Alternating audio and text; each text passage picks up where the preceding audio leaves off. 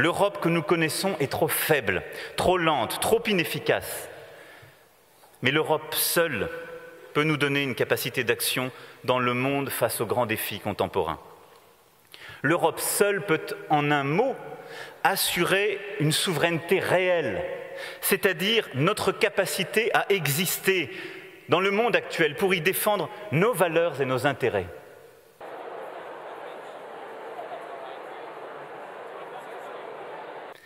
Et donc, au lieu de concentrer toute notre énergie sur nos divisions internes, comme nous le faisons maintenant depuis trop longtemps, au lieu de perdre nos débats dans une guerre civile européenne, car de débats budgétaires, en débats financiers, en débats politiques, c'est bien de cela dont il s'agit. Nous devons plutôt considérer comment faire une Europe forte dans le monde tel qu'il va, et comment construire ainsi les 6 clés de la souveraineté indispensables pour y réussir.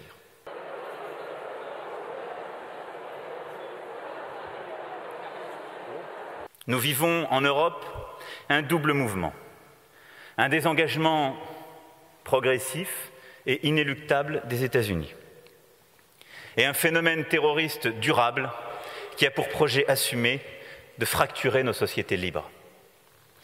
L'Europe, dans ces domaines, a enfin pris conscience de ses fragilités et de la nécessité d'agir ensemble. Nous devons amplifier les travaux engagés pour lutter contre le financement du terrorisme et la propagande terroriste sur Internet. Nous avons commencé à le faire, à quelques-uns. Nous devons renforcer notre cybersécurité et créer un espace de sécurité et de justice commun.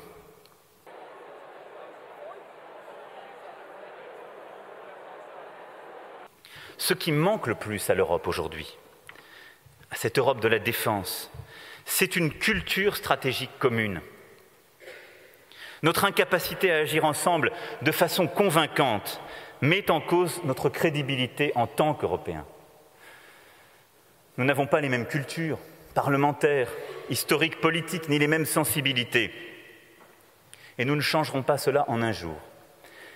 Mais je propose dès à présent d'essayer de construire cette culture en commun, en proposant une initiative européenne d'intervention visant à développer cette culture stratégique partagée. Pour créer ce rapprochement, nous avons besoin d'un changement profond. Je propose ainsi à nos partenaires d'accueillir dans nos armées nationales, et j'ouvre cette initiative dans les armées françaises, des militaires venant de tous les pays européens volontaires pour participer, le plus en amont possible, à nos travaux d'anticipation, de renseignement, de planification et de soutien aux opérations. Au début de la prochaine décennie, l'Europe devra ainsi être dotée d'une force commune d'intervention, d'un budget de défense commun et d'une doctrine commune pour agir.